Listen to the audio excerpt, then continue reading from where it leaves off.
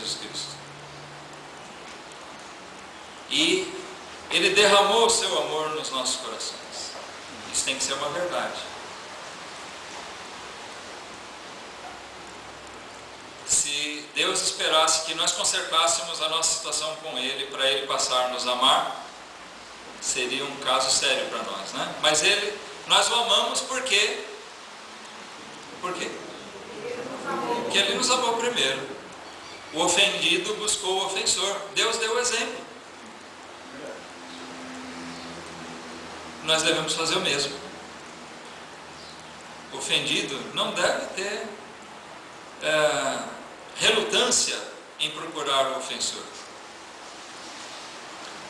Uma vez aconselhando uma irmã que estava ofendida com uma outra irmã na igreja, procura ela, se a irmã está ofendida, vai conversar com ela, é o que a Bíblia ensina. Além de ela me ofender, eu que tenho que ir lá pedir perdão para ela? Não é nada disso. Você tem que ir lá conversar com ela. Quem vai ter que pedir perdão para quem? É essa conversa que vai determinar. Mas se você está ofendida, você tem que procurar o irmão, a irmã, no caso, que te ofendeu. Se ela não veio, vai você. É desafiador. Mas a vida cristã é desafiadora, irmãos. Nós vamos ver, existem razões porque o crente muitas vezes não quer fazer isso, porque ele reluta em fazer isso. E é um desafio para nós, pastores, convencermos um irmão ofendido a buscar o ofensor. Não é isso, pastores? É um desafio, é difícil convencer. Mas eu vou ter que ir atrás dele? Eu tenho que te ensinar o que a Bíblia diz. É isso. Nós temos que andar conforme a nossa chamada e buscar a unidade do Espírito pelo vínculo da paz. Busque a paz e siga. Busque a paz mesmo, com todas as suas forças. Colossenses 3.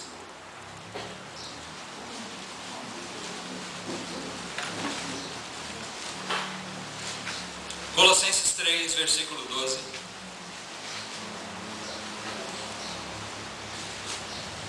Diz: revesti-vos, pois, como eleitos de Deus, santos e amados. De quê? Revesti-vos do quê? De entranhas, de misericórdia, de benignidade, humildade, mansidão, longanimidade. Novamente nós encontramos o que diz lá em Efésios 4 também: suportando-vos uns aos outros e perdoando-vos uns aos outros. Se alguém tiver queixa contra o outro, assim como Cristo vos perdoou, assim fazei vós também. Como é que Jesus nos perdoou? Ele ignorou? Ele jogou a sujeira para debaixo do tapete? Foi assim? Não. Ele mostrou para nós em que nós ofendemos Ele.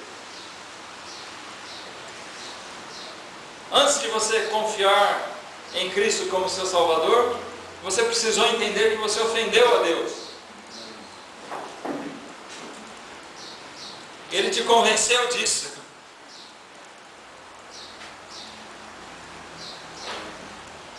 Ele te dobrou, Ele te ganhou.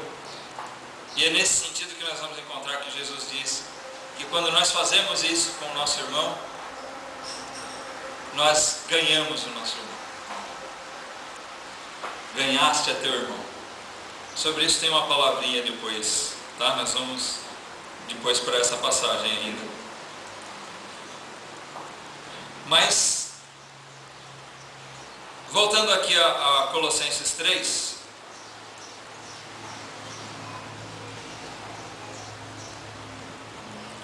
versículo 13, nós paramos no versículo 13, né? suportando-vos uns aos outros e perdoando-vos uns aos outros, se alguém tiver queixa contra o outro, assim como Cristo vos perdoou, assim fazei vós também. Versículo 14. E sobre tudo isto, revesti-vos de amor, que é o vínculo da perfeição. E a paz de Deus, para a qual também fostes chamados em um corpo, domine em vossos corações e sede agradecidos. Aí nós encontramos o versículo que já foi lido aqui. A palavra de Cristo habite em vós abundantemente em toda a sabedoria, ensinando-vos e admoestando-vos uns aos outros, com salmos, hinos e cânticos espirituais, cantando ao Senhor com graça em vosso coração. Nós podemos estar louvando ao Senhor juntos, em verdadeira união, em verdadeiro amor. A palavra de Cristo habite em nós abundantemente. Aqui está uma coisa que eu quero chamar a atenção. Paulo ligou isso à questão de nós andarmos unidos como em um corpo. Nós somos chamados em um corpo, em Cristo. E a igreja como um corpo em Cristo, ela tem que estar unida. Nós somos chamados para isso. E quando essa igreja trabalha, ela trabalha como um corpo. E esse corpo é composto por membros. E você, um é o dedinho, outro é o olho, né? Você é um corpo. Você é parte desse corpo. E elas têm que trabalhar unidas. E o melhor jeito de fazer isso é que a gente seja guiado, conduzido pela abundância da palavra de Deus em nós. Quando a palavra de Deus agir na nossa vida, nós vamos estar atentando para Deus. Se nós não dermos ouvidos para a palavra de Deus, se a palavra dele não habitar abundantemente em nós, vai ser outra coisa que vai estar abundando na nossa vida. Você sabe o que é, né? Aí é problema. Se a palavra de Satanás, se as palavras dele, as filosofias dele abundarem, aí realmente nós não vamos conseguir agir biblicamente. Nós não vamos conseguir ter essa unidade, esse vínculo da paz. Nós não vamos conseguir ter essa unidade espiritual. É tudo que o diabo quer. E muitas vezes os crentes estão andando do jeito que o diabo gosta.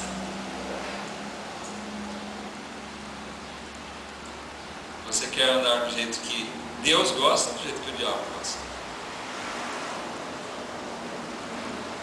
Não, tem que fazer por onde, né? Tiago capítulo 3.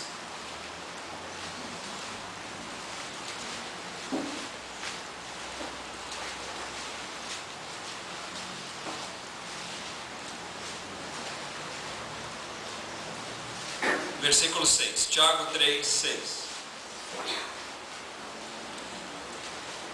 Ele fala sobre a língua. Todo mundo conhece essa passagem, né? A língua também é um fogo, como um mundo de iniquidade. A língua está posta entre os nossos membros e contamina todo o corpo. E inflama o curso da natureza. E é inflamada pelo inferno. Porque toda a natureza, tanto de bestas feras como de aves, tanto de répteis como de animais do mar, se amansa e foi domada pela natureza humana. Mas nenhum homem pode domar a língua. É um mal que não se pode refrear, está cheia de peçonha mortal. Com ela, com a língua, bendizemos a Deus e Pai, e com ela amaldiçoamos os homens feitos à semelhança de Deus. De uma mesma boca procede bênção e maldição. Meus irmãos, não convém que isto se faça assim. Porventura deita alguma fonte de um mesmo manancial água doce e água amargosa? Meus irmãos, pode também a figueira produzir azeitonas ou a videira figos? Assim tampouco pode uma fonte dar água salgada e doce. Quem dentre vós é sábio e entendido, mostre pelo seu bom trato, as suas obras em mansidão de sabedoria. Mas se tendes amarga inveja e sentimento faccioso em vosso coração, não vos glorieis, nem mintais contra a verdade. Essa não é a sabedoria que vem do alto, mas é terrena, animal e diabólica. Porque onde há inveja e espírito faccioso, aí há perturbação e toda a obra perversa.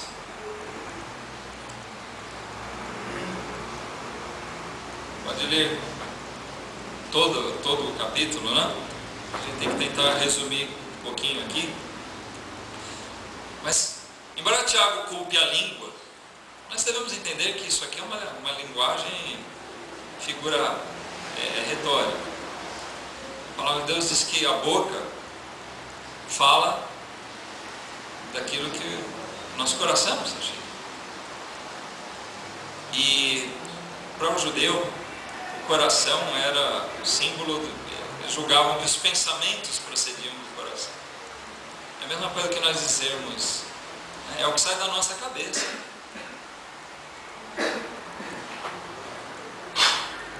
Se nós enchemos nossa cabeça com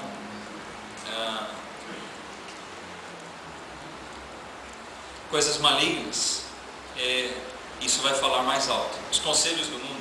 Se você for se aconselhar com pessoas que não temem a Deus, certamente elas vão te dar conselho diferente dos de Deus. Se você for se aconselhar com uma pessoa e falar, eu estou muito magoado, muito ofendido com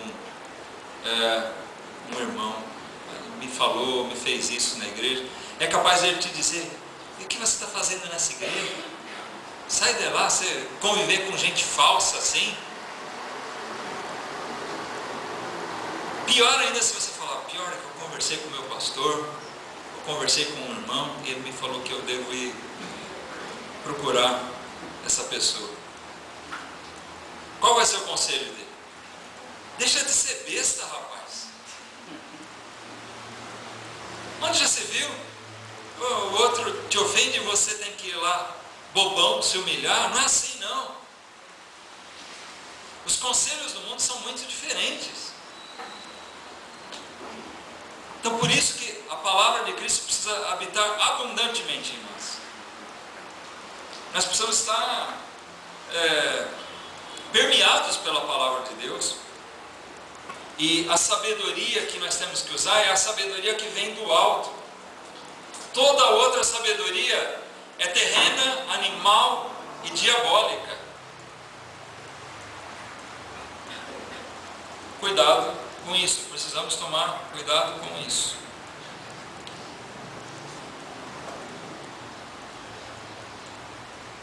Uma palavrinha mais ainda a respeito disso, antes de nós tratarmos do problema propriamente dito. Nós estamos aqui, acho que a parte mais,